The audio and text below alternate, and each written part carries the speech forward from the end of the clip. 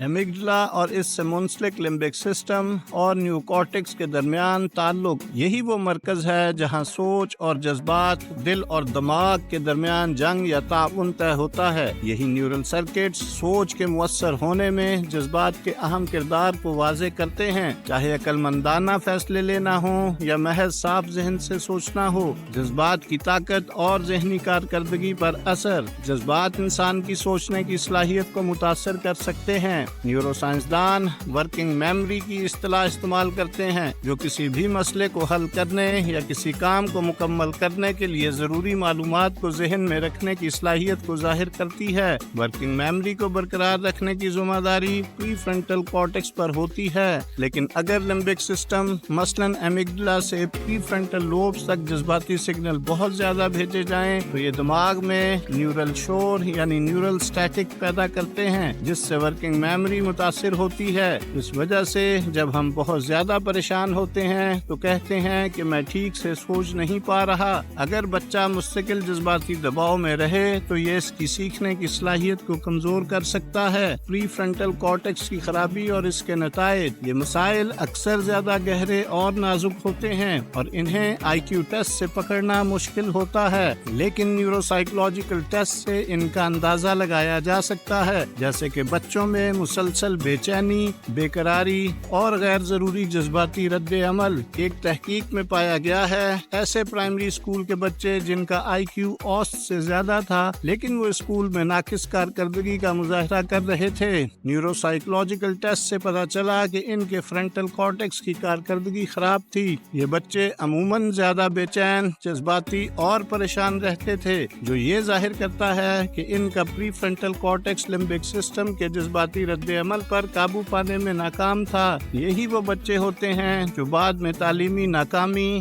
نشے کی عادت اور یہاں تک کہ جرائم کے زیادہ خطرے میں ہوتے ہیں۔ یہ ان کے کم ذہین ہونے کی وجہ سے نہیں ہوتا، بلکہ اس وجہ سے کہ وہ اپنے جذبات پر قابو نہیں پا سکتے۔ دماغ کا جذباتی نظام ایمگڈلا جو آئی کیو ٹیسٹ میں نہیں آتا، یہی انسان کے غصے اور ہمدردی دونوں کو کنٹرول کرتا ہے۔ یہ جذباتی سرکٹس بچپن کے تجربات سے ترتیب پاتے ہیں اور اگر انہیں نظر انداز کیا جائے تو اس کے سنگین نتائج ہو سکتے ہیں۔ فیصلہ سازی میں جذبات کا کردار۔ یہاں تک کہ سب سے عقلی فیصلے لینے میں بھی جذبات کا کلیدی کردار ہوتا ہے۔ ڈاکٹر اینٹونیو جو university of Iowa college of medicine کے نیورولوجسٹ ہیں، انہوں نے ان مریضوں پر تحقیق کی جن کے پری فرنٹل ایمگڈلا نیورل سرکٹس کو نقصان پہنچا تھا۔ یہ مریض انتہائی خراب فیصلے کرتے تھے، لیکن دلچسپ بات یہ تھی کہ ان کے آئی کیو یا ذہنی صلاحیت میں کوئی کمی نہیں تھی، یعنی ذہانت برقرار تھی، مگر ان کی فیصلہ سازی کی صلاحیت بری طرح متاثر تھی۔ یہ مریض کاروبار اور ذاتی زندگی میں تباہ کن فیصلے کرتے تھے اور یہاں تک کہ ایک سادہ سی اپوائنٹمنٹ طے کرنے جیسے معمولی معاملات میں بھی الجھے رہتے تھے۔ اس گفتگو سے نتیجہ اخذ کیا جا سکتا ہے کہ سوچ اور جذبات کو ہم آہنگ کرنا ہی کامیاب زندگی کی کنجی ہے۔ اگر پری فرنٹل کارٹیکس جذبات کو قابو میں نہ رکھے تو ذہانت بھی مؤثر فیصلہ سازی میں مدد نہیں دے سکتی۔ بچپن کے تجربات جذباتی سرکٹس کی تشکیل کرتے ہیں اور انہیں درست سمت دینا بہت ضروری ہے۔ ڈاکٹر اینٹونیو کا موقف ہے کہ ان افراد کے فیصلے خراب کیوں ہوتے ہیں؟ یہ اس لیے ہوتا ہے کہ وہ اپنی ایموشنل لرننگ سے کٹ چکے ہوتے ہیں۔ پری فرنٹل ایمگڈلا سرکٹ سوچ اور جذبات کے درمیان رابطے کا دروازہ ہے، جہاں ہم زندگی بھر کے تجربات سے پسند اور ناپسند کی یادداشتیں جمع کرتے ہیں۔ جب ایمگڈلا سے جذباتی یادداشت کا رابطہ منقطع ہو جاتا ہے تو نیو کارٹیکس کسی بھی تجربے پر پہلے سے وابستہ جذباتی رد عمل کو متحرک کرنے کے قابل نہیں رہتا۔ یہ نتیجہ اخذ کیا جا سکتا ہے کہ ہر چیز جذباتی لحاظ سے گرے نیوٹریلٹی یعنی غیر جانبداری کا شکار ہو جاتی ہے۔ کوئی بھی محرک، چاہے وہ پسندیدہ پالتو جانور ہو یا ناپسندیدہ شخص، اب نہ تو کشش پیدا کرتا ہے اور نہ ہی ناپسندیدگی کا احساس۔ ایسے افراد گویا اپنی تمام ایموشنل لرننگ کو بھول جاتے ہیں، کیونکہ ایمگڈلا میں محفوظ جذباتی یادداشت تک ان کی رسائی نہیں رہتی۔ عقل کے لیے جذبات کا لازمی ہونا۔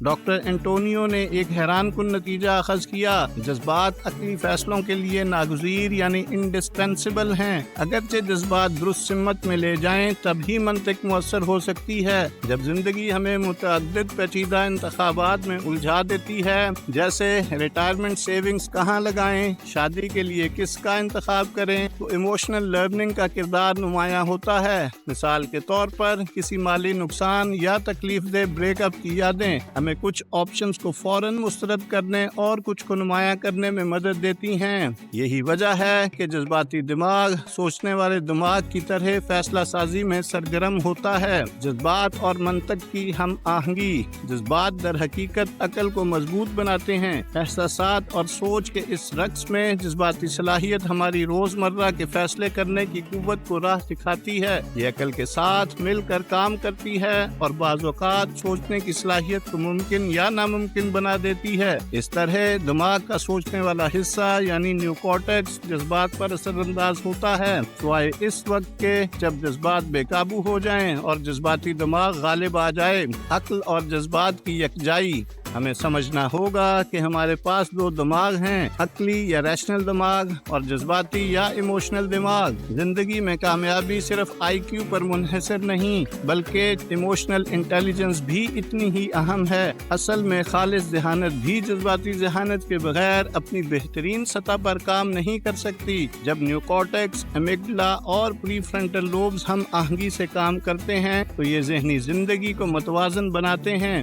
جب یہ تعلق بہتر ہو تو جذباتی ذہانت میں اضافہ ہوتا ہے اور اس کے ساتھ عقلی ذہانت یعنی انٹلیکچوئل ایبیلٹی بھی بڑھتی ہے۔ یہ پرانی سوچ کے جذبات کو دبا کر منطق کو ترجیح دی جانی چاہیے غلط ثابت ہو رہی ہے۔ نئی تحقیق کہتی ہے کہ اصل مہارت جذبات اور عقل کے درمیان متوازن ہم آہنگی یعنی انٹیلیجنٹ بیلنس تلاش کرنے میں ہے۔ پرانا نظریہ کہتا تھا کہ منطق جذبات سے آزاد ہونے چاہیے، نیا نظریہ کہتا ہے کہ کامیابی کا راز دل اور دماغ کو ہم آہنگ کرنے میں ہے۔ زندگی میں کامیابی کے لیے ضروری ہے کہ ہم یہ سمجھیں کہ جذبات کو سمجھداری سے کیسے استعمال کیا جائے۔